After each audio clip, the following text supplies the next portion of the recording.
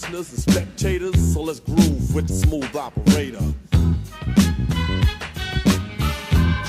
Just sound so smooth.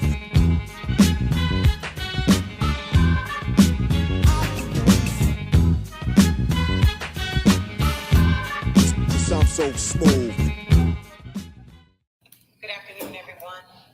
Thank you for your attendance.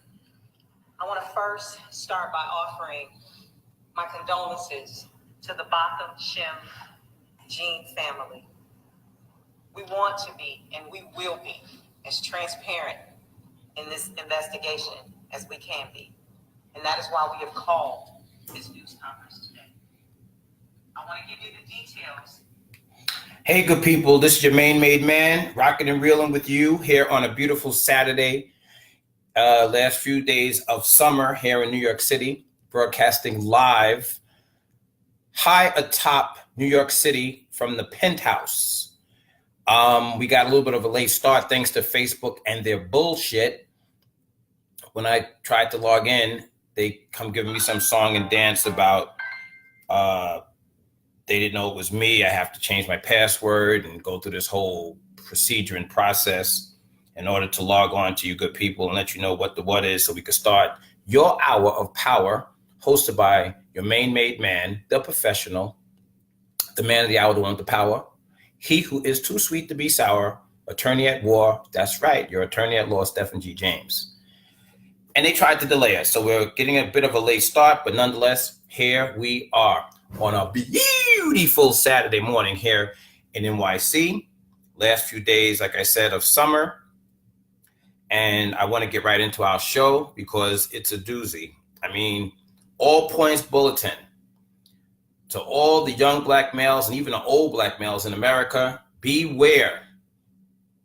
These folks have now put you on notice that they will come into your house for no good reason at all, except that they're a drunken fool with a gun and a badge and kill you.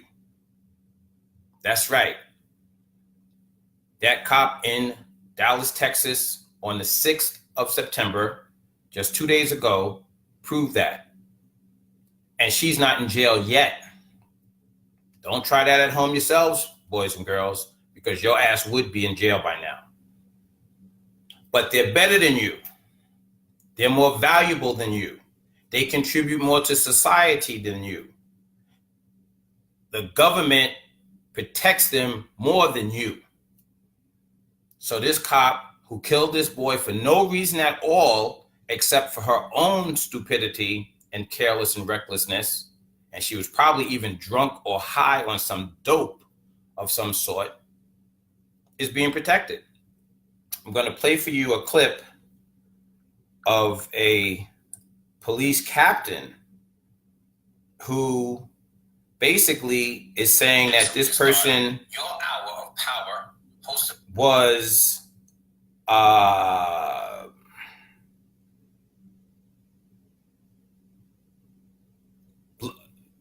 she was basically blood tested at the scene because there was some suspicion of her blood alcohol level. So I'm going to play a little bit of that for you as soon as I can pull it up. Bear with me.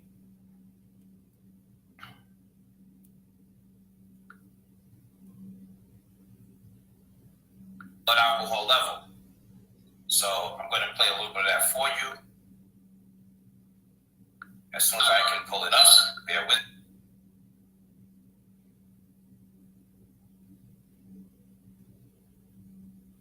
So it seems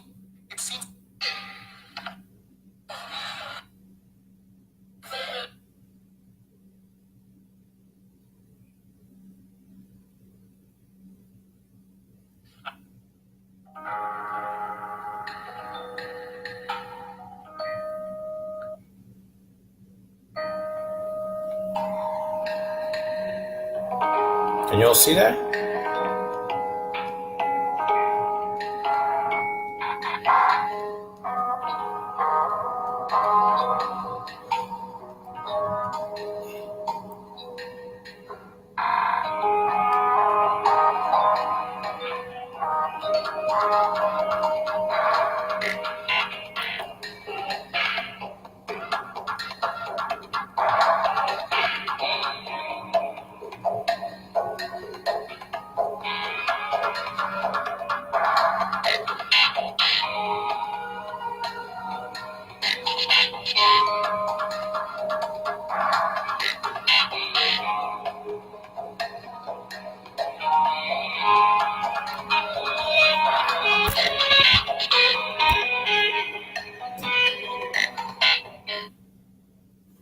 Okay, good people. And I'm going to give you some of the police chief's own, in her own words, some of the What's gonna fix press conference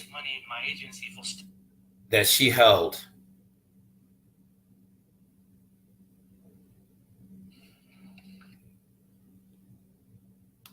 Good afternoon, everyone. Thank you for your attendance. I want to first start by offering my condolences to the Botham Shim Jean family. We want to be, and we will be, as transparent in this investigation as we can be. And that is why we have called this news conference today. I want to give you the details that we have and what we know so far, and to clear up any inconsistencies that have already been reported. Last night, a female Dallas police officer returned to what she believed to be her apartment after her shift had ended. She was still in uniform when she encountered Mr. Jean in the apartment. It's not clear what interaction was between them, her and the victim. But at some point, she fired her weapon, striking the victim. She called 911. Officers responded in about 4 minutes. Dallas Fire Rescue also responded and took Mr. Jean to the hospital, where he later died. At the very early stages of this investigation, initial indications were that we were dealing with an officer-involved shooting. However, as we continued the investigation, it became clear that we were dealing with what it appears to be much of a very unique situation. Therefore, we have ceased handling it under our normal officer-involved shooting protocol. A blood sample was drawn to test the officer's level for drugs or alcohol. And at my request, we are in the process of obtaining a warrant based on the circumstances right now. We have also invited the Texas Rangers to conduct an independent investigation. They have just arrived a moment ago and they are currently being briefed. I've spoken with the Jean family, his sister Elisa specifically. My condolences have been given to them, and we have reassured them that we are working diligently and that we have invited an outside agency to investigate this. Right now, there are more questions than we have answers. We understand the concerns of this community, and that is why we are working as vigorously and as meticulously as we can to ensure the integrity of this case and that the integrity of the department is upheld. In doing so, we hope to bring understanding and clarity to the family. We ask that you, this community, and the media work alongside of us in this process. I'll take any questions. Chief, what is the warrant for that you're in the process of trying to get? Based on what we know right now, that warrant is for manslaughter. Manslaughter? Where is the officer now? I am not certain where the officer is. And you don't know where she's at? Have your investigators talked to the officer? Question the officer, not at this time. Haven't questioned the officer 2 days later, don't know where she's at, and issued a warrant for manslaughter when this is clearly murder. Talk to me. Seeking a warrant, but you don't know the status of that individual, that officer. She's not in your custody right now. She's not in the custody of the sheriff's department at this point. I'm telling you, based on the circumstances that we had initially, the initial call that led us to the scene, we thought we were investigating an officer-involved shooting, and we handled it accordingly. When we realized that the circumstances led us to another direction, that is why we are now investigating this incident separately, and that is why we have. Why is she not under arrest? In that process. That is correct. Can you tell us what the officer was doing prior to that? Because there's, for that press release earlier, saying she was hired? Was she working on shift? Can you give us some understanding of what she was doing? Anything that I give you right now would be me speculating, and I won't speculate as to the officer's, whether her fatigue level, what she did, because I do not have that Was information. the press release wrong? Or that she was hiding? I can tell you what I know right now. I don't have that information. What is the officer's name? Whether or not the Texas Rangers are conducting a criminal investigation? I can only answer one of you at a time. Mr. Rabb, your question was, what is the officer's name? Yes, ma'am. We will release the officer's name once she has been officially charged, like we would do any other resident of this community. Can you please specify that the Texas Rangers are conducting a criminal investigation, and if the Dallas Police Department is conducting an internal investigation as well? Right now, we have the Texas Rangers.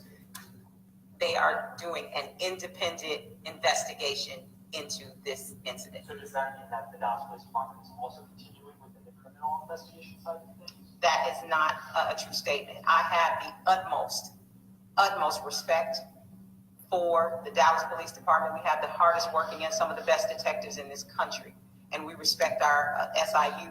But right now, in order for us to be truly transparent to this community, based on the circumstances, we have invited the Texas Rangers to conduct this investigation. At this point, I'm not certain what time her shift actually ended. One more question. Can you please provide whether or not the race of the officer or whether or not she was a patrol officer? She was a patrol officer, and she is a Caucasian female. All right. I don't have that information. We'll update you with more information. Thank you. That was nice.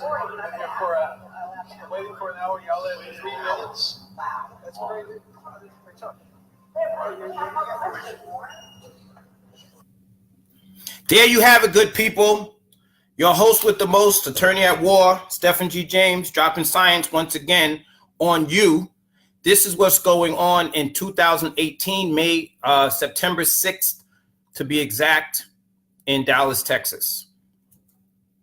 A police officer coming off of duty, completing her tour, comes to her apartment complex, enters her building, proceeds up the elevator, exits the elevator, goes to an apartment door, attempts to use her entry card to get in. It does not work. She's fumbling at the door. The occupant of the apartment comes to the door because apparently and obviously he heard the fumbling and bumbling at his door. He opens the door and is subsequently shot dead. Then, according to her, and she's the only live witness to report what happened, she realizes it was the wrong apartment, that she, in fact, lived one floor up above this apartment and was attempting to get into an apartment that was not her own, and that she then shot and killed the lawful occupant of that apartment house. And she's sorry. I will play for you later on in the broadcast the video of her showing recalcitrance and sorrow for what she'd done.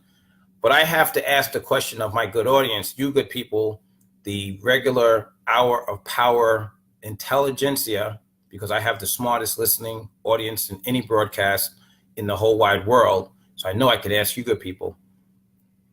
If he were unarmed, if she were at the wrong apartment, she should have, one, recognize that you don't have to shoot and kill an unarmed person. Two, probably if she had given him a chance to speak, he would have asked her, what the hell are you doing here at my apartment? And then she could have thought, maybe I'm at the wrong apartment. And three, didn't she recognize, or at least get a glimpse of the interior of the apartment to know that it wasn't hers? Or did she think somebody moved in, moved her crap out, and put their stuff in there and was living in her place all during her shift at work? So I have to ask you, good people, what are your thoughts, opinions, ideas? Help me out on this one, on this case. And as I said at the top of the broadcast, we have to serve notice to all Black males in America, but all good people in general, that it's open season, y'all. Because if this can happen under these circumstances, where are you safe? Nowhere. Point blank. You are safe nowhere. And something has to be done. These folks have to start paying a toll for what they're doing because they're not going to stop otherwise. This is pretty obvious. It's gone from the Amadou Diallo type of shooting where 15 police officers stopped Amadou Diallo as he was going into the lobby of his own apartment building in the Bronx and attempted to open the interior second door leading from the anterior street door into the apartment building itself. They told him to freeze and to put his hands up. And when he did that, blasted him 16 times, killing him dead, only to find out that there was no reason for it. He wasn't armed. He wasn't a suspect. He wasn't anything. They were just trigger happy. And the law said that that was fine. They were doing their job. It was a fair mistake. So where does this end? Well, as of 2 days ago, with the death of this St. Lucian transplant here to America living in Dallas, Texas, who had the misfortune of living one story below this woman who used the worst judgment I think we've seen in a long time, reported that is by the news, during which she killed this guy because she went into the wrong apartment thinking it was hers, even though all of the indicia of it not being hers was present. Different furnishings, maybe even different wall hangings, different number on the door. Her key didn't work. In this case, they used some sort of slide key that you would see in hotels commonly, in higher end hotels. It didn't work. When he came to the door, instead of her saying or having a discussion with this person, her immediate reaction is to kill him. Because I assure you, good people, in my experience as an attorney, as a prosecutor before a private attorney, and just in life, and I always ask good people like yourselves to bring good common sense to the broadcast like you would in any event in your life. Use your common sense. If she had given this guy half a chance to even ask her, what the hell are you doing at my door trying to get in? Maybe that would have sparked something in her brain to make her think maybe she's in the wrong apartment before killing this guy. But nope, she was so trigger happy, so quick on the drawer, and so scared for her life, I'm sure, that she killed an unarmed man who was innocently, after a long day at work, and I think he works as a security analyst for an investment banking firm. So after a hard day of his job, he's home in his own place where he belongs, and he hears this scratching at his door. He opens it and is blasted. Oh, and she's sorry. Let's check the check-in. Who do we have joining us today? Kenny Carter joined us. Hey, Ken. Angela Robinson, live and direct from the same state of Texas. I believe Angela's in Houston, but correct me if I'm wrong, but I know you know Texas. Sabrina Lewis, Queens, New York in the house. Jamaica, Queens. How are you, Sabrina? Good afternoon to you as well. Angela Robinson says, hello, how are you? I'm well, but under these circumstances, and we keep meeting under these circumstances, unfortunately, because these killings continue to happen and these killers keep going unpunished. That is the problem. But otherwise, I'm well. Angela, thank you for asking. How are you? Irvin Hester, BKA, Born King Allah in the house. Irvin Hester says, hey, Barbara Harris joined us. Thank you, Barbara. We appreciate you and your fine comments throughout the week. Barbara Harris, hello. Jimmy Gator, hello. Pinky by Chica has joined us. Hello, Pinky. Brandy. Michael Chen. Hey, Michael Chen. What's good? Ophelia Burnett, live and direct. Hopefully from New Hampshire. Chilling up there. I saw you hanging out hard. Girls' night out yesterday afternoon and evening. Hope you had fun. Okay. Everybody was looking good, having a good time. Sabrina Lewis, sick and sad. Yes, indeed. And the sickest and saddest part, Sabrina Lewis and everyone out there, is that these people keep getting away with it.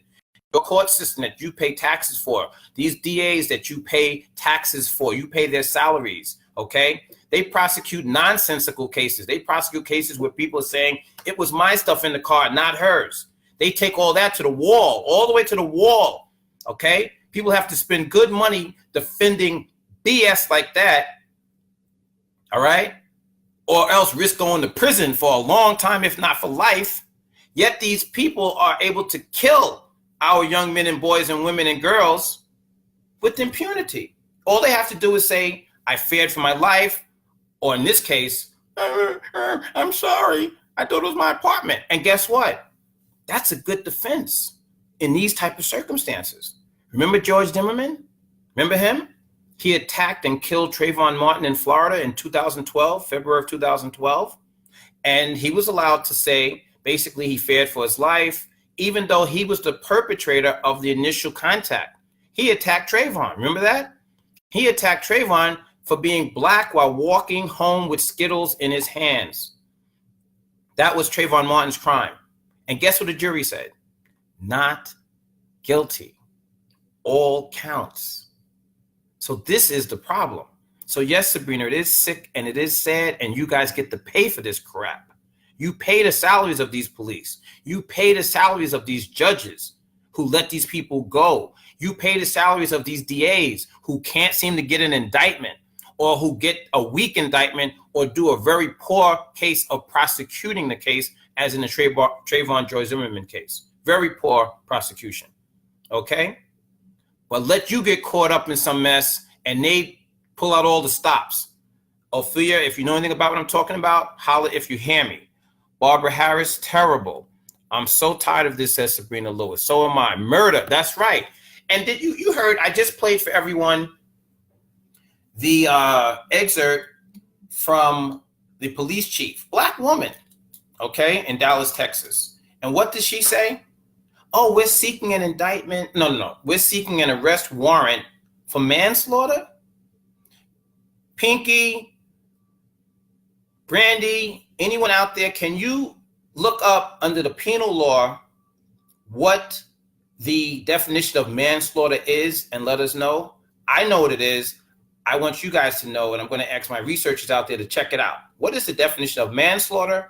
And then if you can, tell us the definition of murder. And let the good people hear that. But I can tell you, good people here and now, this is not manslaughter by any definition I've ever heard. This sounds a lot like murder, but I like to always fact check. So my researchers out there, please, if you can find out the definition of manslaughter and the definition of murder, please give it to the people, okay? Omalu Leifer has joined us. I better put my magnifying glasses back on so I can read these names right, so I don't get y'all mad, because I know that the sweetest sound to a person's eardrums is the correct pronunciation of their name. You mispronounce people's name, you get that bad boy wrong, and they'll remember that for weeks and weeks and months and years until they correct you. So I don't want to get it wrong. So Omalu Leifer has joined us. Sabrina Lewis, go get her. You know where she lives. I do. Zernan Sims Evans joins us. Thank you, Zernan Sims. I appreciate that. Sabrina Lewis, she's getting her lie together. Oh, yeah. Oh, you're talking about the police. Yeah. Oh, yeah. And they didn't question her. Now, if it were you, Sabrina, or me, or any of our people in our audience, like I said, they value their lives more than they value your life. They value their deeds more than they value your deeds. They think that these people are more valuable than you. How does that make you feel? That they're first-class citizens and you're a second-class citizen because they get treated clearly differently than you. If the same exact facts had happened, this was not something in the line of duty. This was not someone who was in pursuit of her job. This was not someone who killed this guy because he was a suspicious character. This is not someone who, being a police officer, had anything to do with it at all. She, in fact, wasn't even on duty. But that had nothing to do with this shooting at all.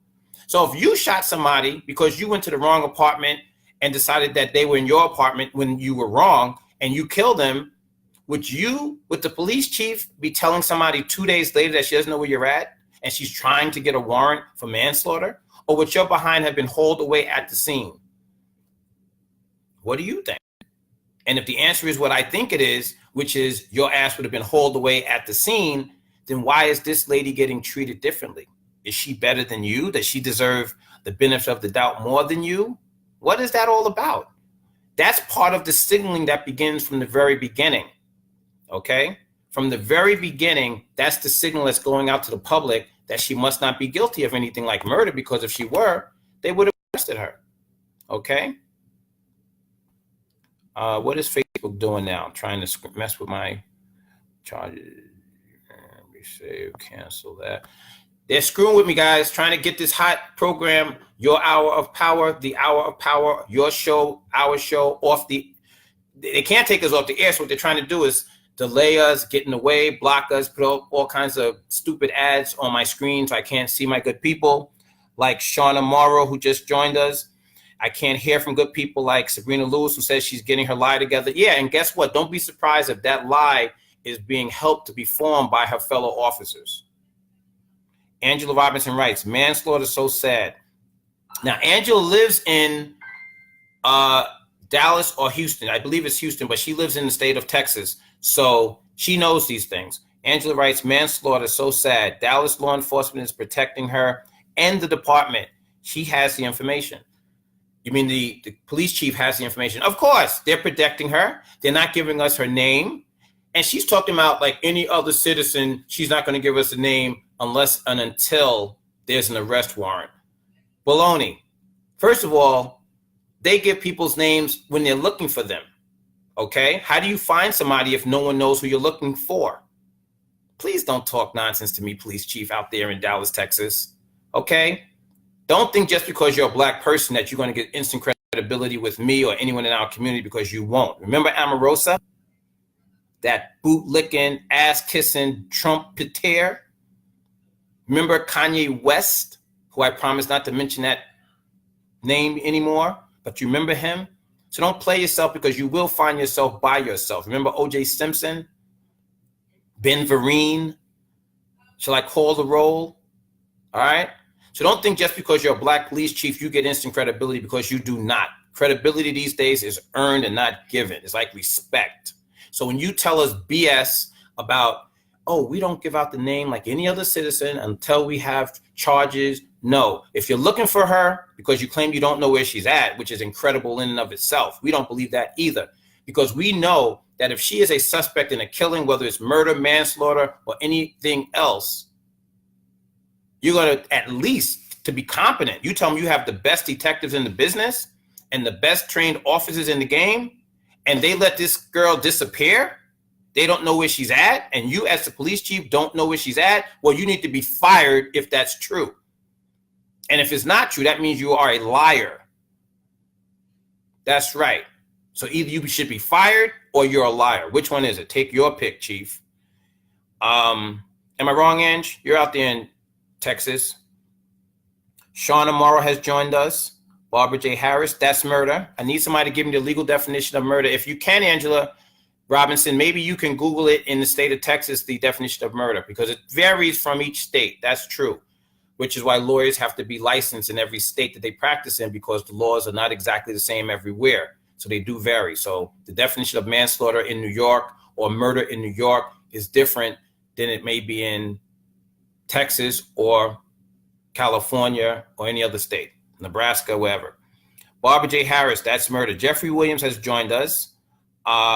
Sheila Jenkins, how are you, Sheila? She has joined us. Angela Robinson says she walks off after she couldn't handle the questions. That's right. I showed the video, and I will show it again. This is a good time to show that video, good people, of this lady who killed this young man, walking off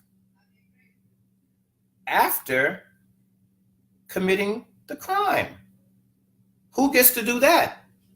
Do you think you would get to walk away after killing somebody? At first, Dallas police didn't know it was one of their own who had killed an unarmed man in his apartment. At first, Dallas police didn't know it was one of their own who had killed an unarmed man in his apartment. I know it's chaotic, but if anybody can get a suspect description or location. Then the details became even more confusing. We're not going to have a suspect. According to his, Oh, we're not going to have a suspect. You heard that? Arrived home in full uniform after working a full shift, told investigators she tried to open the door to what she thought was her apartment, but the electronic key that all residents use here didn't work. She had to turn red right there. Turns out the officer was on the wrong floor at the wrong apartment. She was at the door to Botham Jean's home. When the door opened, the police officer, who who is white, saw the 26-year-old standing there. It's unclear what happened next or how long it took before that officer pulled her gun and fired. She then called 911. Bless the Lord, oh my soul. Sean, an active church member and risk assurance associate at PricewaterhouseCoopers, shot dead. The explanation does not make sense. His mother tonight. If he was a white man in that apartment, would it have been different? Would she have reacted differently? Why is it because he was a black man that she had to act in that way? We want to be, and we will be, as transparent in this investigation as we can be. Dallas police say paramedics drew the officer's blood at the scene, testing it now for alcohol and drugs. The Texas Rangers tonight conducting an independent investigation. I need to look into her eyes and ask her why she did that to my son. She took away my heart. She took away my soul. She took away everything. Kerry Sanders, NBC News, Miami. Yeah, well, I would like to ask the police chief and the best police department, best trained police in the world, as the chief calls them, why do you not know where this lady is at? How could that be? How could that be? And after the shooting, you don't question her? What, she has some rights that the rest of us don't have? She doesn't have to answer any questions? Again, this is not, as she reported, an officer-related shooting, meaning something in the line of duty or something in furtherance of her occupation as a police officer. No. This was somebody who came home from work, not unlike the rest of us. I work 12 to 15 hours every day. And I can't come home and shoot somebody because I don't go to the penthouse, but I go to some floor beneath the penthouse in my building because I'm so sleepy. And then I shoot somebody who I'm fumbling at their door. When they open it, I open fire on them. Your main made man would not be here today talking to you, dropping this scientific knowledge on you if I'd done that. Neither would you be here listening to me and participating in this conversation had you done it. So why is she different? Is she special? Is she smarter? Is she more valuable? Does she contribute something more to society that you do not, that I do not, that makes her better? So why doesn't the police chief know where she's at? Can somebody tell me the answer to that question? Why do we not know where she's at? Why was she allowed to walk away at the scene? Why was she allowed to not answer any questions? Why? Talk to me, good people. On the check-in, we have Shub Singh. What's up, Shub? Checking in from India. Okay. From Asia, we have a check-in. Our first international. Shub Singh says, hello, bro. What's up, Shub? Angela Robinson, manslaughter. So upsetting. We here in Dallas, we do not stand for that. That's right. I hear you. She's in Dallas. That's it. Good morning, says Sheila Jenkins. Good morning, Sheila. So Angela, keep us posted on what's going on with that story. If you hear any updates throughout the course of this broadcast, please chime it in to us. Let us know, because I know that this is a developing story. There are constantly different things happening in it. So if they do arrest her, if they drop her name, please let us know. Any other updates that you may have, because you're in the Dallas, Fort Worth area. So please let us know. Keep your eye on the news there while this broadcast is on the air. Sharon Key, thank you for joining us. Barbara J. Harris says she knew him. I've heard that before, Barbara. It's been speculation from the people that I've heard it from. But if you have some inside knowledge, please let us know. If people have said to me since this incident happened on Thursday evening that they knew each other. This was some sort of lover's spat. He was set up. Other people have said that it was a paid for hit by some other people, and she was the hitman. I've heard all kinds of things. I don't know any of that to be true. Okay, let me make that real clear. No one has substantiated anything other than the story she told, which was that it was a mistaken apartment, and when he opened the door, she saw a black man. Of course, that made her fear for her life, and she killed him. As simple as that.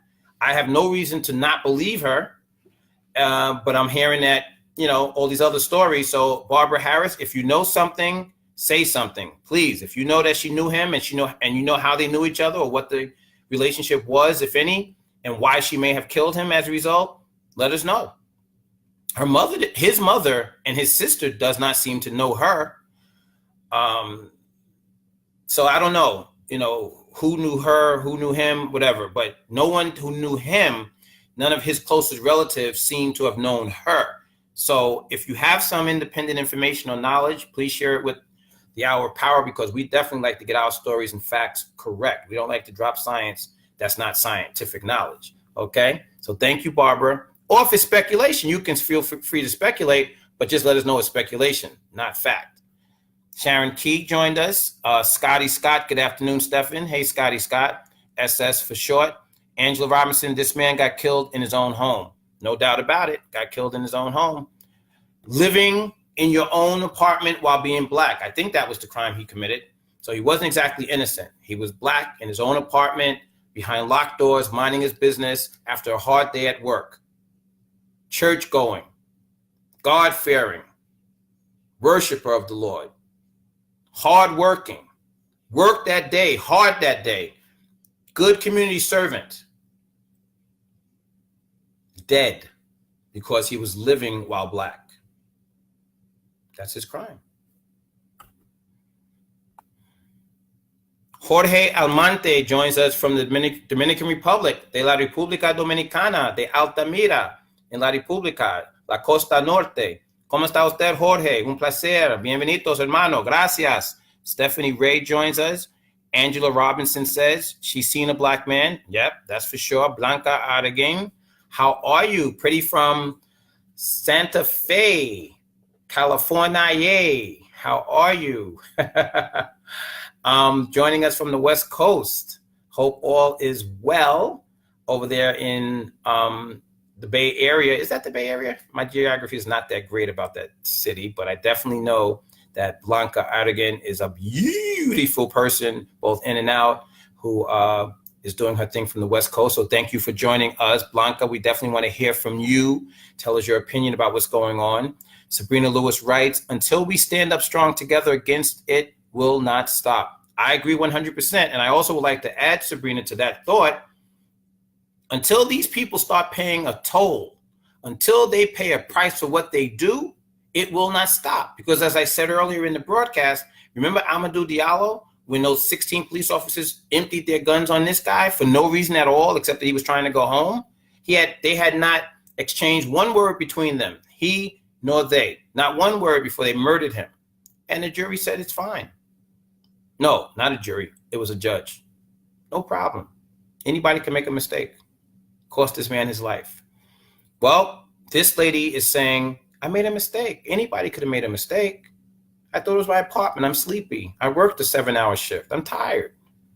So you kill this guy because you're fumbling at his door. He hears the fumbling, apparently. He comes to the door to see what's going on.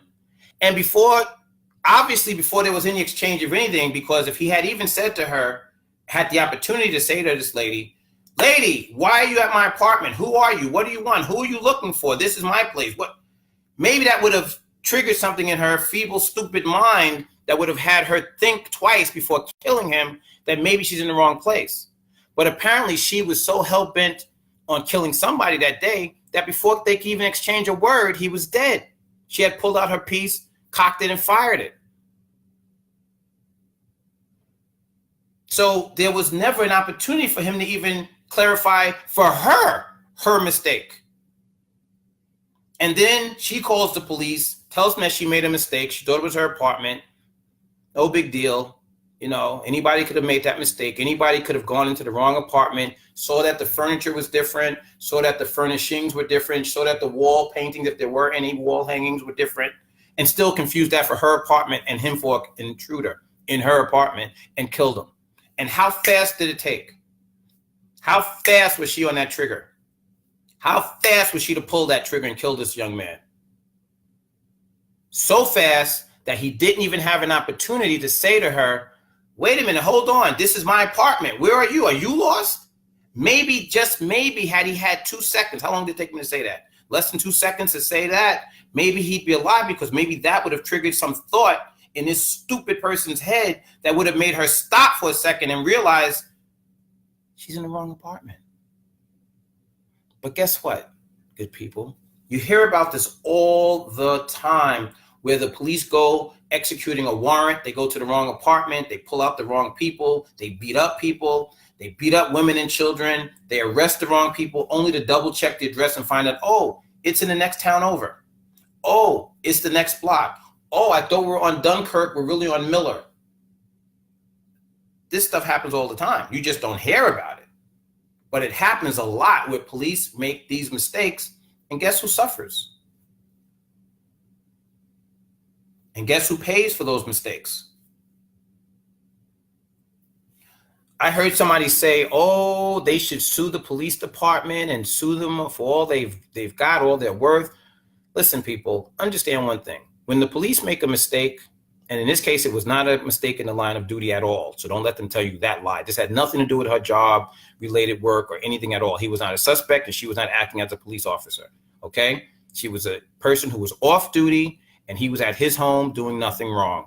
So this was simply a private matter. Okay? And she should be treated as a private citizen like this police chief claims she will. But already we're seeing that there's a double standard because they don't even know where this girl is at. You kill somebody tomorrow or today, and you think the police won't know where you're at if you call them to the scene and they show up and you're still there? They're going to know where you're at from that point forward for a long time to come until this matter is resolved. You don't decide what's going on and then go looking for the killer, as in this case, according to the police chief. Like I said, either she's a liar or she should be fired for incompetence of her force that she claims are the best detectives and the best trained police in the world. Get out of here with that. Shauna Moreau, hello, Stefan, it's Kitty. Hi, Kitty. Shauna Moreau, but look at him now. Shaking my damn head, says Shauna. So am I, Shauna, shaking my head too. Speak it, brother, always in every ways. Angela Robinson, Dallas. Thank you, Ange. Yeah, I'm going to always drop that science, always in always. No problem there, Shauna. You know me. Same OG. Sante Moses joined us. Thank you, Sante. Brother, one day you got to come on as my guest so we can drop some science, tell your story, and let the people really know what you've been through from the age of 19 as a young man. Okay? And what the last 25, 30 years have been like for you, brother. So you let me know. Holler at me when you're ready to come on here and tell your story to the good peeps. Blanca Aragon, saludos from Cali. Corazón. ¿Cómo tú estás? ¿Tú quieres hablar conmigo en español? Ok, no problema, Blanca. Saludos a usted también, corazones. Ok, un placer. Tú eres junto con nosotros. Yo quiero escuchar tu opinión de este subjecto. Ok, so tú me hablas. Ok, yo sé tú piensas muy profundo. So share them with us. Ok, Blanca? Shauna Moreau, Charlotte, North Carolina here, checking in from Charlotte. Thank you, Shauna. Shauna from Charlotte checking in. We have Ferda checking in. Sabrina Lewis, shame on her. Yes, indeed. Omalu, what is the law in Texas when it comes to self-defense, and do you have to reasonable threat to defend yourself? I don't think that's an issue here, Omalu, but you can check that out yourself. Google that information. But this is not a self-defense case. Shauna Morrow, intentions. She's a killer. Daggone Skippy. That's my opinion. Ophelia Burnett. Deborah Cobbs has joined us. Hey, Deb. How are you? Thank you for coming on board. Ophelia Burnett, who I just got finished defending in a 58-count indictment in Queens County just last week. Not guilty on all counts. Praise be to God. Amen there. Ophelia Burnett writes, I'm just so taken by this that I'm lost for words. I was just sitting in the car with someone, and because they had illegal things that I was unaware of, they tried to throw me under the jail, but this lady killed someone, and they're unsure what to charge her with. That's exactly my point. That's exactly right. You're sitting in a car with someone with some stuff in his pockets and in his locked glove compartment, and they tried to throw the book. I mean, they did. Listen, the only other case I ever did in my long career where a client was facing more charges than you, Ophelia, was back in the 80s when I was defending a very esteemed client, very well-known activist in this town against charges brought by the Attorney General's office in a 68-count indictment for tax evasion, all kinds of stuff. And guess what? not guilty all the way down the line. También, not guilty all the way down the line for him as well. And he's went on to successes. He has his own radio and television talk show. He's a very prominent guy on MSNBC now, with a nice talk show and a nice radio show and other things he does. But the only other case more serious than in terms of the amount of charges, they'll talk about throwing a kitchen sink at someone, was that case. So I don't know why they went so hard in the paint for you, but guess what? God put us together and we walked that walk and talked that talk and got through that fire together. Like I would always tell you before we go upstairs into the courthouse, I would tell you, pray, bring God into it. And when God is with us, no one can be against us. As they say, no weapons formed against us shall prosper. And I hope you saw that for yourself, baby girl. Ophelia Burnett in the house. Jimmy Gator, you agree? Thank you, Jimmy. Sean Morrow, abuse of power. Yep, Sean Morrow, exactly. Pinky, manslaughter. Okay, this is the legal definition, good people, in Texas, so please bear with me. Manslaughter is the unjustifiable, inexcusable, and intentional killing of a human being without deliberation, premeditation, or malice. Okay, so it has the same elements as murder, except there's no premeditation. There was no planning. There's no malice intent, and there is no deliberation, which is very similar to premeditation, meaning that you didn't have a lot of time to think about it. But for your behavior and your actions, that person is dead. The unlawful killing of a human being without any deliberation, which may be involuntary, in the commission of a lawful act without due caution and circumspection. Right, which is what I just said in plain English. Manslaughter is a distinct crime and is not considered a lesser degree of murder. In other words, you can be charged with manslaughter and murder based on that last sentence. In this jurisdiction, you can be charged with murder and manslaughter because they're distinct charges. One is not a subset of the other. The essential distinction between the two offenses is that malice aforethought must be present. Like I just said, the distinction is that you have to have thought about it. It doesn't have to be a long time, but you have to have had enough time to form what we call in law the mens rea, the state of mind, the presence of mind, the aforethought, meaning to think about it at least some degree of time before you do it, and then you weigh whether doing it or not doing would be good or bad, and then you do it. That's what they call murder. And the distinction is that in manslaughter, you don't have the time, or you don't have the aforethought of mind to think about it in advance. You just act, and your action causes the murder. It could be even an accident. Manslaughter is not as serious a crime as murder. On the other hand, it is not a justifiable or excusable killing for which little or no punishment is imposed. Okay, so manslaughter is not self-defense. Like I was telling someone earlier who said, I think it was Lamua who's asking me about the definition of self-defense in that jurisdiction. This is not a self-defense case, so I don't want to confuse the people by going into self-defense issues. But one thing I will tell you that self-defense is what we call in law an affirmative defense, meaning the defendant, who normally has no burden of proving anything, doesn't have to bring a case, doesn't have to put witnesses on the stand, doesn't have to prove anything.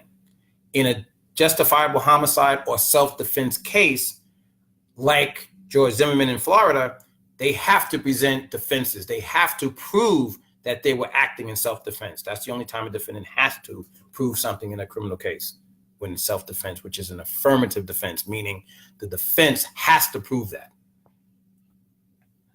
At common law, as well as under current statute, the offense can be either voluntary or involuntary manslaughter. The main difference between the two is that voluntary manslaughter requires an intent to kill or cause serious bodily harm, while this would clearly be voluntary manslaughter. It's not involuntary manslaughter, would not be the case. An example of involuntary manslaughter would be if you have a baby and you're bathing the baby and the phone rings and you go to answer the phone, leave the baby in the water, and you come back and the baby is drowned. That would be considered an example of involuntary manslaughter. This is not that type of case. She pulled her weapon on purpose. She discharged her weapon into him on purpose. So this is not an involuntary action or an accident. This is an intentional act, but they're saying that she didn't go there with the intention of killing him, so she didn't have the aforethought of committing or taking a life, committing a murder, okay? That's the distinction.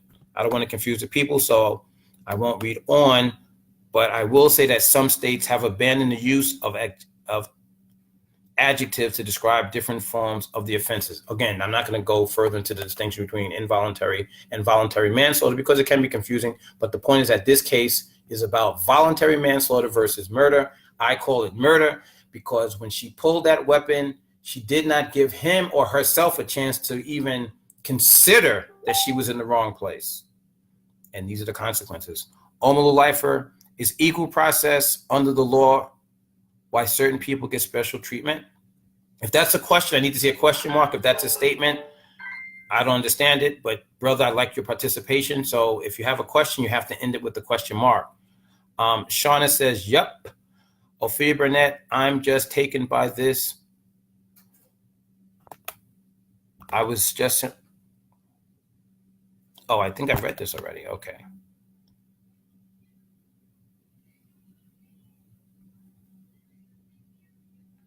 Blanca Arrogant writes, wow, crazy. Yeah.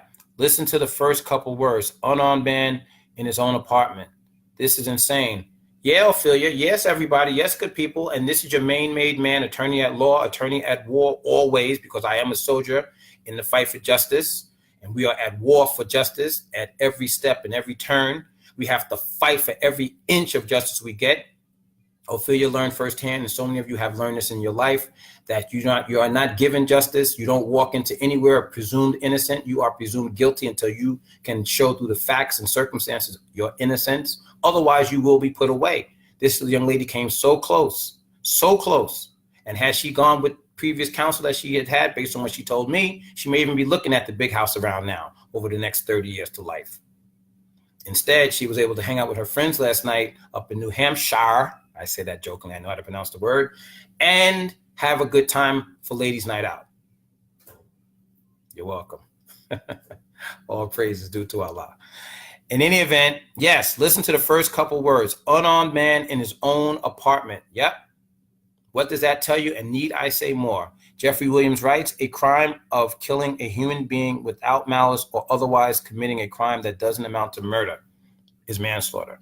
Right. But I want the definition, Jeff, in the state of Texas, because that's the state law that's going to prevail in this case. So that if whoever's Googling these manslaughter definitions, remember, manslaughter in New York, manslaughter in New Hampshire, New Jersey, New England, Connecticut, Pennsylvania, California, New Mexico, Texas is all different.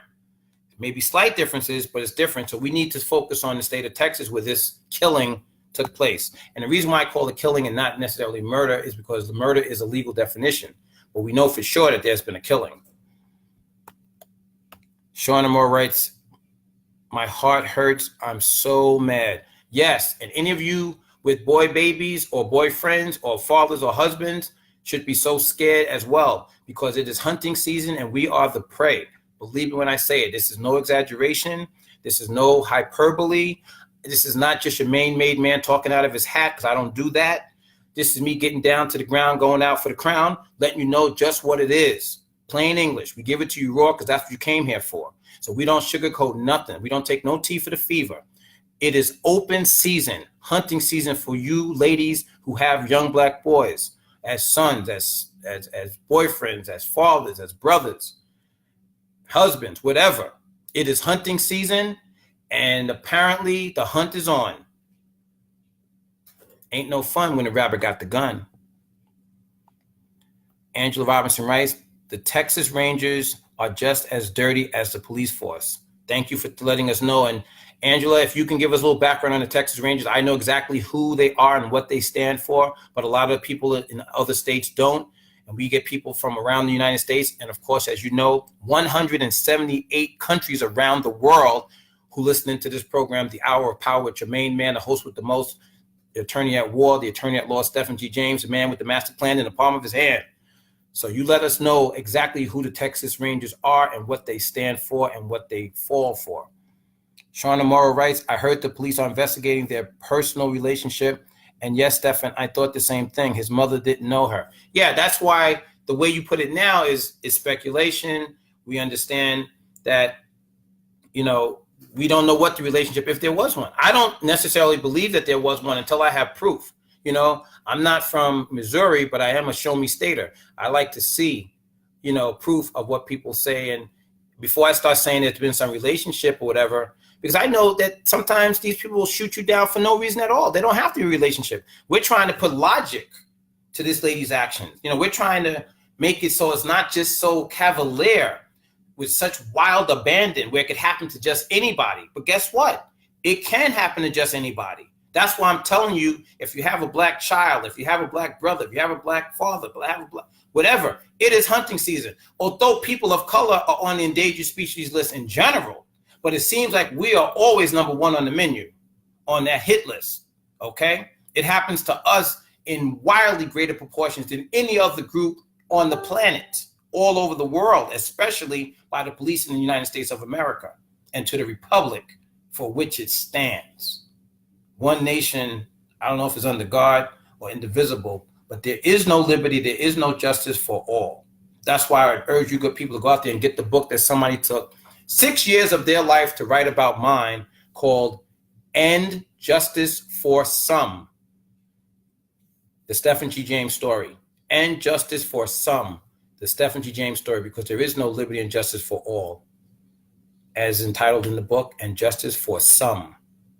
So go out and get that book, written by Hugh N. Griffith.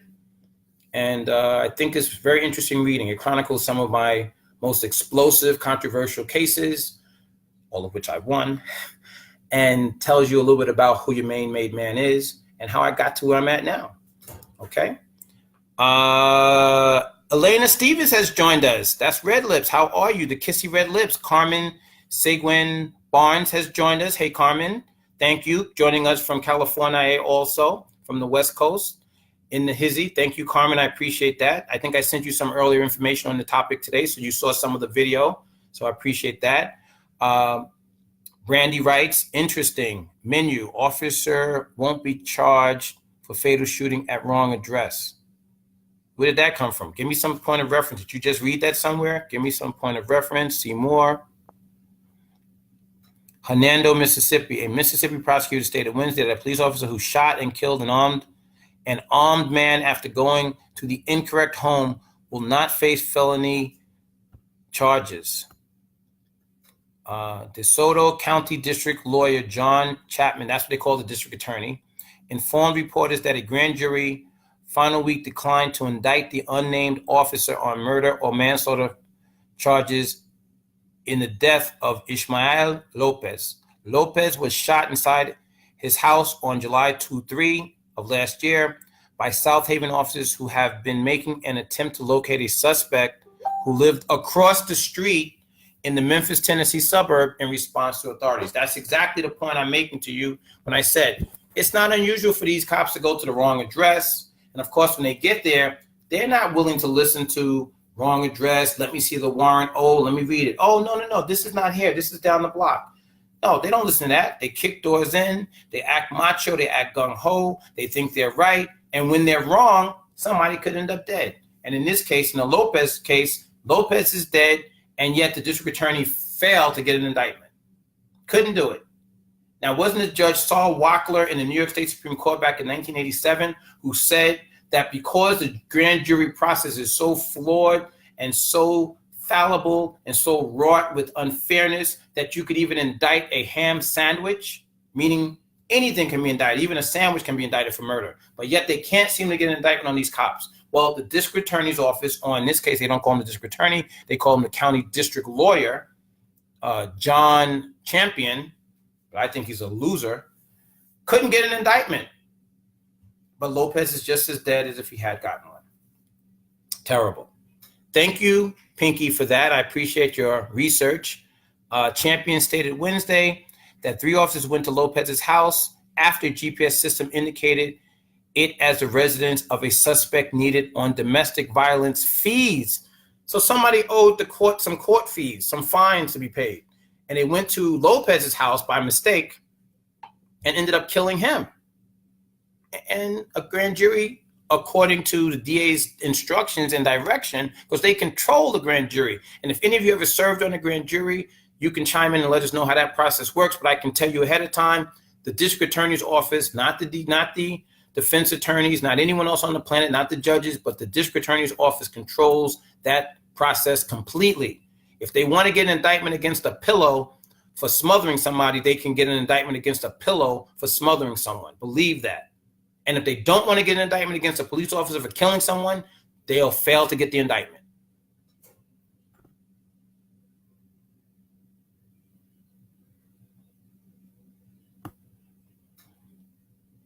Oh, Brian and Carmen here. Hey, Brian, how are you? Good looking. All right. That's my man, BS. All right. Wow. Brian and I go back a long way to all kinds of careers, brother. You know what I mean. So thank you for chiming in, B. And always, I want to hear your opinion. The lovely Carmen is with us, along with her husband, Brian Sherwood. So chime in, bro. Let me know what's on your mind. I know these type of thoughts and these experiences are close to your heart and to your mind too. So don't be silent. Brian and Carmen are joining us from the West Coast, as I said, the LA area. So holla if you hear me. James Hall joined us. Hassan Haziz. Assalamu alaikum, brother Hassan. How are you, brother? This man is a technical genius. Keeps my phone working. This bad boy conks out, freezes up, does all kinds of stuff. Hassan Aziz is the man for me, man. He keeps the stuff going, but also he's a very, very wise, intelligent brother who I believe is from Bangladesh. Okay, so holla back, brother Hassan. Let us know you're there. Mac Bernard Thomas is here. Mac Bernard, right? Same thing I said. Yep. Black skin, exactly. Sabrina Lewis, absolutely. Robbie Adams has joined us from Canada. Hey, Robbie. From the, I think you're from the Toronto area. I don't really know if it's Toronto or nearer to Montreal, but I know that you're joining us from Canada. Thank you, Robbie. I always appreciate your input and insights and comments throughout the week on the various postings and different topics and issues that arise during the week. So thank you, and don't be shy here. Mac Bernard writes, where is she at? Does anyone at the LEO know? Well, according to the police chief, the answer to that is no. Mac Bernard Thomas, they don't know where she's at. Now that's in and of itself suspicious, unusual, hard to believe, and very, very sad. You know, this young man was killed. At the very least, we know he was killed and that she was the killer. So why would you let somebody under those circumstances loose on society with a gun? And if she's as distraught as the video that I played earlier indicates that she is, she's not in the right frame of mind to be out there with that weapon, is she? Maybe she's a harm to herself. Maybe she's a threat to other people. Is it reasonable? Is it competent? And is it believable that the police let this lady disappear and they have no idea where she's at? Does that make any sense? This is what the police chief wants you good people to believe. This is what she told the whole world who would listen to her this morning. She has no idea where this lady is at, and she's not giving us her name until she has charges, which may be manslaughter. She's trying to get a warrant. Like I said, either she's lying or she should be fired. I hope the mayor's listening to me. Carmen writes, Carmen Sigmund Barnes writes, I wish we could have hired you to defend my husband when he was falsely accused and prosecuted for a crime he didn't commit. It opened my eyes to the corrupted judicial system we have in place. Yes, Brian told me about that. I haven't been out, unfortunately, to California in a little while, so he told me about it since I was there last, but after I came back to the East Coast. But when I get there, I'm definitely meeting up with you good people, at least for dinner, because he promised me that. And I want to hear more of the details. But from the tertiary reporting that he gave me, yeah, I wish I was on the case too. And I can go anywhere in the country. I go all over the world actually doing cases. And, you know, I can wave into different jurisdictions on a case-by-case basis. So never be afraid to holler at your main man if you ever have an issue. You know, thank you for sharing that, Carmen. But like I said, BS did drop that science on me in an overview sort of manner, and I want to get more details on it, okay? And I'm sorry that he went through that. I'm really sorry. I know that he spent a lot of time in the LA County, which is a terrible place to be, especially when you're not guilty of anything and you don't belong there. This is not Conrad Murray or somebody, the doctor who's involved with the murder or killing of Michael Jackson. William Dick has joined us. Irene Rhodes, vocalist, has joined us. Good afternoon to you both. Irene writes, intent is what they are seeking, right? You tell me. Shauna Morrow, salute, salute, salute, King. All praise is due to the Most High. All praise is due to God. But I thank you so much. I salute you back, Shauna. You know, we try to keep it live and direct and informative on this broadcast because, like I said, the only reason why the Hour of Power exists and the reason why it was born is because our outlet, our voices, things of concern to our community. And when I say our, I'm talking about people of good conscience, people of goodwill, you know, not just me and people who look like me, but people who think and who feel like me and you. Our voices, our conscientiousness, our opinions. They're not asking what we think on CNN. You know, when that dude lied to the FBI, you know what the punishment for lying to the FBI normally is? Papadopoulos, I'm talking about. Okay, the former aide to Trump. He was convicted of lying to the FBI. You can get up to 5 years in federal prison just for telling them one lie. This guy told him so many lies that, according to Mueller, he harpooned or torpedoed much of the investigation into the Russian meddling probe, right? That's how significant his lies were and how numerous, right? How much time do you think he was sentenced to yesterday? I'll give you a chance to think. I'll give you more chance to think than that cop gave that person she murdered on Thursday a chance to survive that encounter with her. How much time do you think he got? 2 weeks. Yeah, no, I didn't stutter. I'm not mistaken. I didn't misspeak. He got 2 weeks. We all know people, including me, and I'm sure many of you out there, who are sitting in county for years just waiting to be heard in court, just waiting for their case to be tried. Okay? People who are considered not guilty, who didn't torpedo any FBI investigation, who hadn't done anything wrong, who are not guilty of any crime. This guy was convicted of the felony federal offense of lying to the FBI, and he got 2 weeks.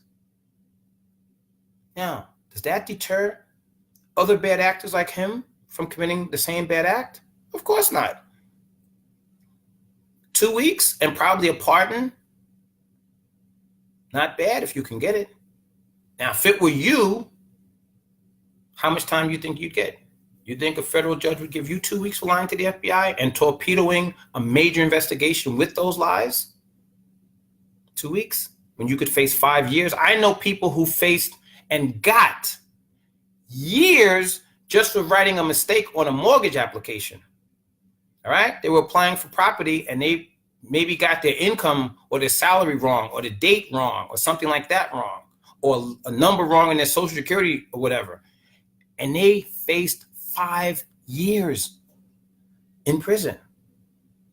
Didn't torpedo any FBI investigation, didn't lie to the FBI, didn't do any covert, overt, nor intentional crime, yet they still face all this time. And as Ophelia will let you know, in a heartbeat, she was facing life for something that she had nothing to do with. And even the person who did the crime told them from day one she had nothing to do with it. She still had to go to the wall and fight this thing to the end. You still think it's fair? You still think it's liberty and justice for all? Get my book, And Justice for Some, The Story of Stephen G. James, written by Hugh and Griffin. And by the way, I'm not just touting something that just came out yesterday. This book has been out, I think he wrote it 20 years ago, 25 years ago. I mean, I didn't write it, but he took time from his life to write about mine because he was so fascinated with what I was doing back 25 years ago as a lawyer. So I'm not telling you something that's new, but I'm telling you something that's always relevant. Everything in that book back then, I think it was written in 1992, 94, something around that time. Everything in that book is still relevant today. And that's the sad truth. That is the sad truth. Irene Rose Vocalist writes, how is it that people have to have that mindset of feeling guilty? It changes how the body physiologically responds to verbiage in the mind, causing people to feel anxious for something they did not do and hopeful. Language changes perception, and the legal aspect is a manipulation of words where even the masses are not literate in a language not commonly spoken and used daily. It's like teaching someone music with music terminology that they know nothing of. Yep, that's why people come here and get their maximal and their clarity and their plain English, plain talk, the hour of power, because we keep it real. We break it down so that, everyone can understand it.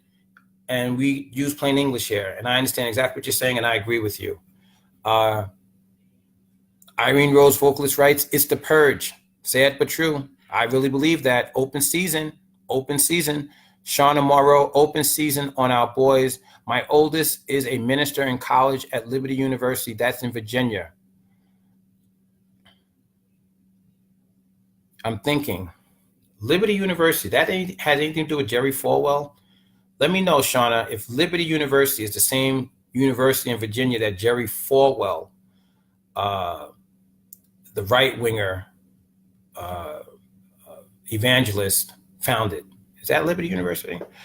I fear for him daily when I should not have to. This is a special part of his life. I'm so tired of America's BS. Yeah, I'm tired of America's bullshit too. And unless they start paying a price and paying a toll for what they do, they're going to continue. That's just bottom line truth. And they've proven that. They've showed us that every time out. And they will exonerate each other every time out. That's why in a case as plain and as clear and as cut and dried as this one, we still have to wonder, will there be justice served? You have to really wonder, will there be any justice served? Why? Because of the history, because of the pattern and past history of these cops and others being able to mow down innocent Black men, women, children, and people of color in general, and simply walking away with, I feared for my life, or I'm sorry, or I made a mistake, like in the Amadou Diallo case. Will somebody Google the Amadou Diallo case, Bronx, New York, back in the 1991, 1992? I don't know, we made a mistake.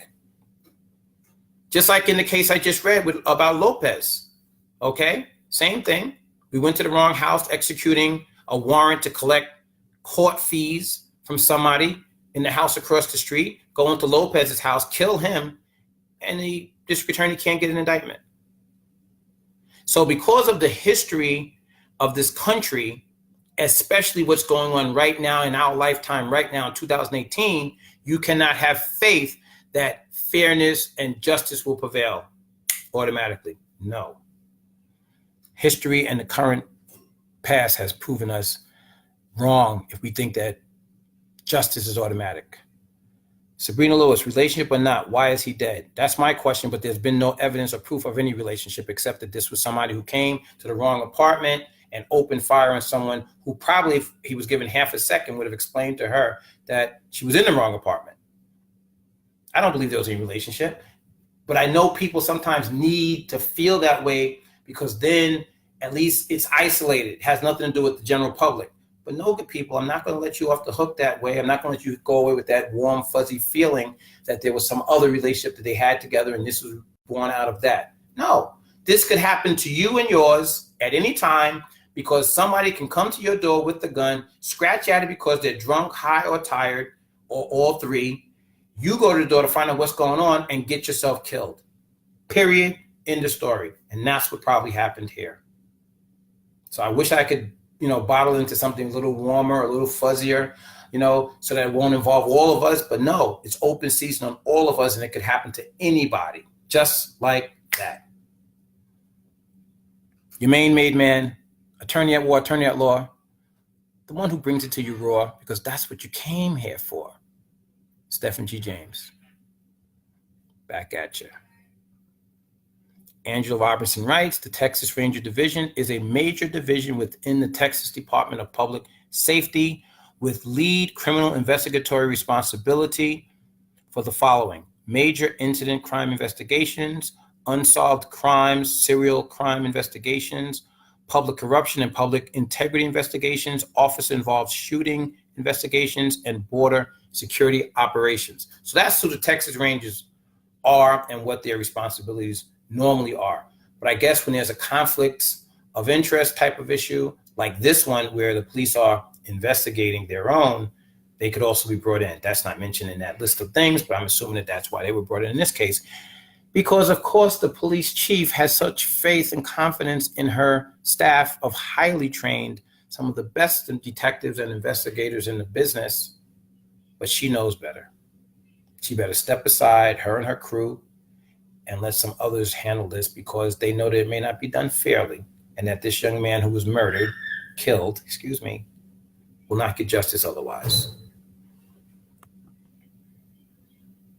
Irene Rhodes, vocalist, how is Justin blind when the cops are not? Who's Justin?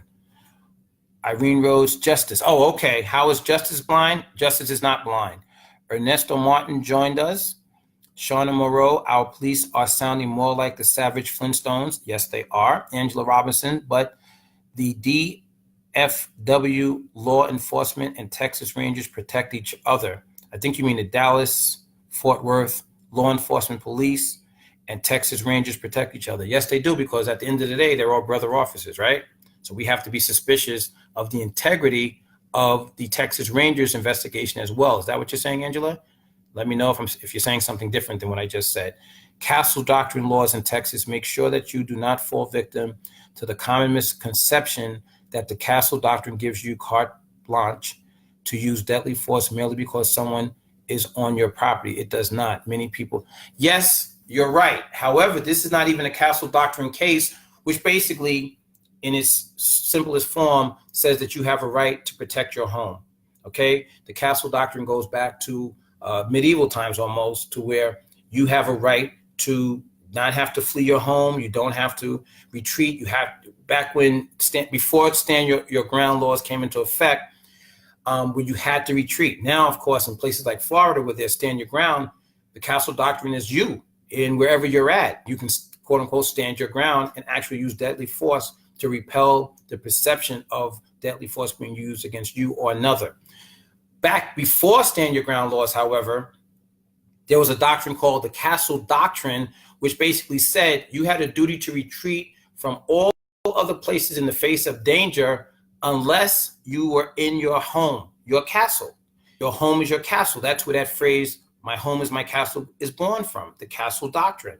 And in your home or your castle, you didn't have to retreat. So if somebody chased you down the block, you had to run to avoid their force. But once you got home, you could then stop. And if they came to those doors, kaboom, you could blow them away. Kaboom, you could put them out of your misery. So what Brandy or Pinky is saying here is that you have to be clear on what the Castle Doctrine in your city, town, or state really is and how it applies. Okay, thank you for that, Pinky. Bye, Chica. Shauna Moreau. So who is it that's actually the grand jury? Regular citizens or who? Yes, good question.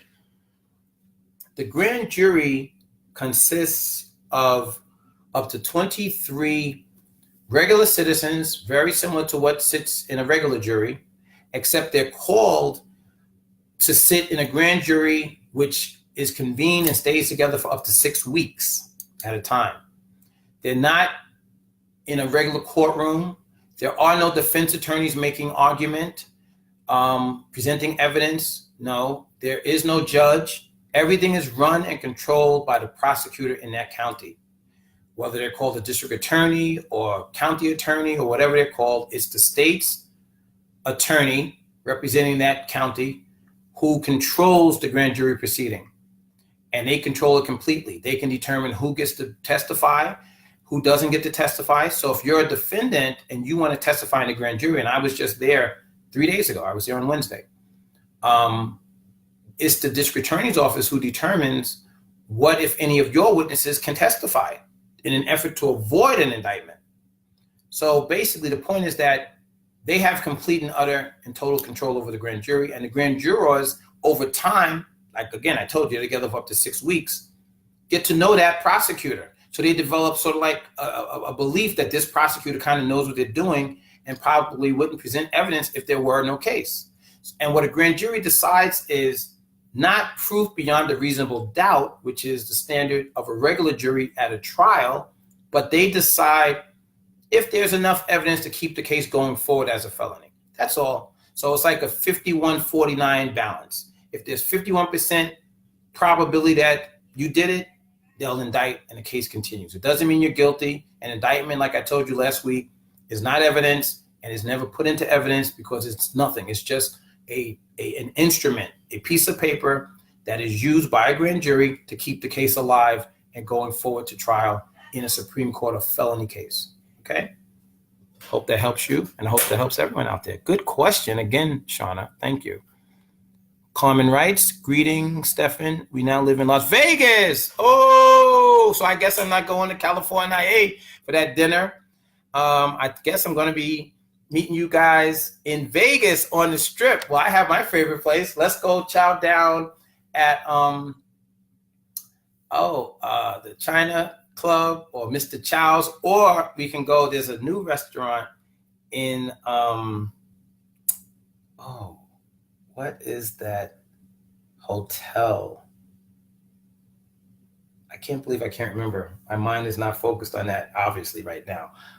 But it's my favorite. Where it's across from the one with the gondolas, next to the Mirage, begins with a B, Italian themed, with the fountains in the front. Carmen, what's the name of that hotel? Very fancy, very nice. It's my favorite.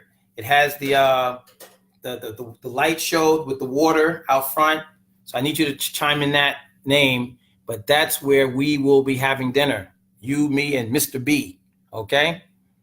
We admire you and have tremendous respect for all you do. Praise God. Thank you very, very much, Carmen, and I'm definitely looking forward to going out to Vegas. I'm probably going to get out there hopefully sometime this fall when it's time to get away from New York cold. I'll trade it in for some Vegas cold, 'cause I know it gets brick out there in Vegas too. You know, I was out in Vegas 2 winters ago, and when I got there, I was dressed right, but some of the folks I was with were not.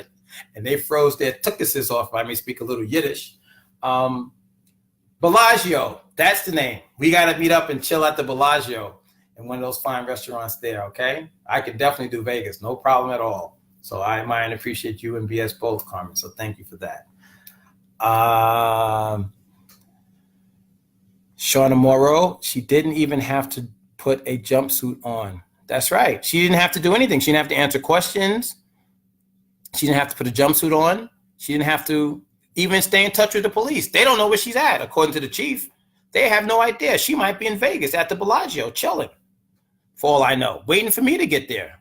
Well, guess what? I'm not going if she's there. She's crazy.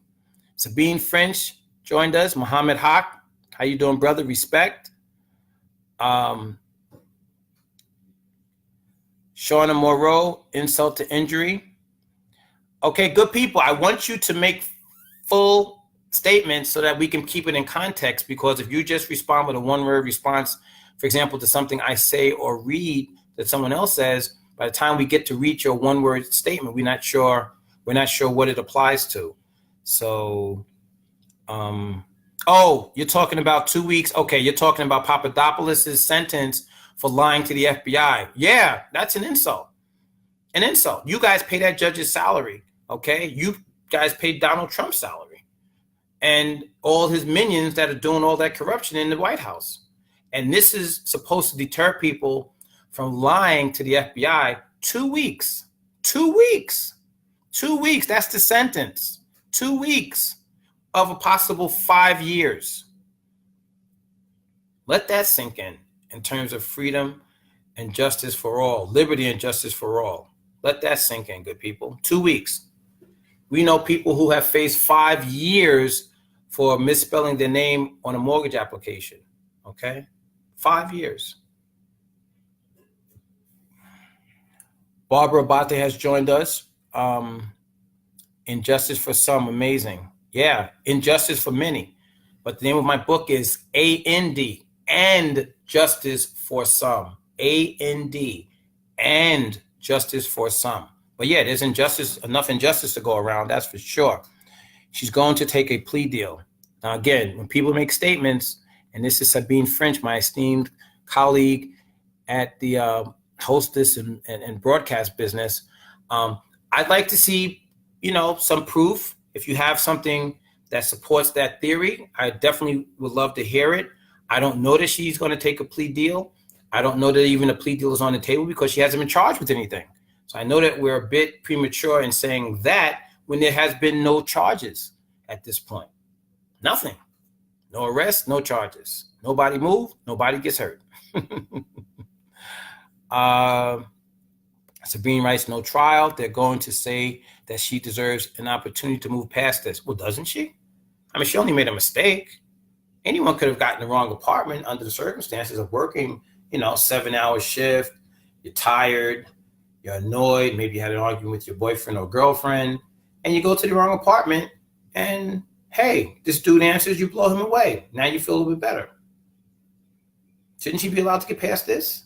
You wouldn't be allowed to. You wouldn't be allowed to. Neither would you, neither would you, neither would you, neither would you. But shouldn't she? I mean, she's a cop, right? They're better than you. They deserve better treatment than you. They deserve preferential treatment. They deserve the benefit of the doubt, right? They're above reproach. They don't lie, do they? They don't plant evidence. They're there to protect you. After all, they're putting their life on the line every day for you, right? So give her this one on the house. Justice can see color and money clearly. Absolutely. They're protecting her identity. Always. That's right, Sabine. Always. Her co-workers can't protect her from God's judgment. No one can. Yes, absolutely. Absolutely. Good folks, let me just do a little time check. Wow, we've been rocking and rolling for an hour and 38 minutes already? Okay. This is our hour of power, but it seems like our hour of power keeps getting longer and longer each time out. Why? Because we are a growing concern. We are a growing and growing and growing broadcast. Why? Because of the topics that we cover, because of the subject matter, because these are things of interest to you, good people. These are the stories that you want to hear about. You have opinions about, okay? They affect you. They affect your loved ones. They affect your family. They affect your community. This is not someone constantly talking about the Mueller investigation, Stormy Daniels, or Cohen, or Papadopoulos for that matter. These are subjects and issues of concern to us, which is why the hour of power was started in the first place. As long as you good people keep bringing it to me and telling me that you want to hear more and more about these topics, as long as good people like Brandy and Pinky and all of you out there, Sabrina and Sabine and Shauna and everybody who, Carmen, BS, Brian Sherwood, all you good people keep telling me, Muhammad Haq, all you good folks are telling me that you want to hear from this show.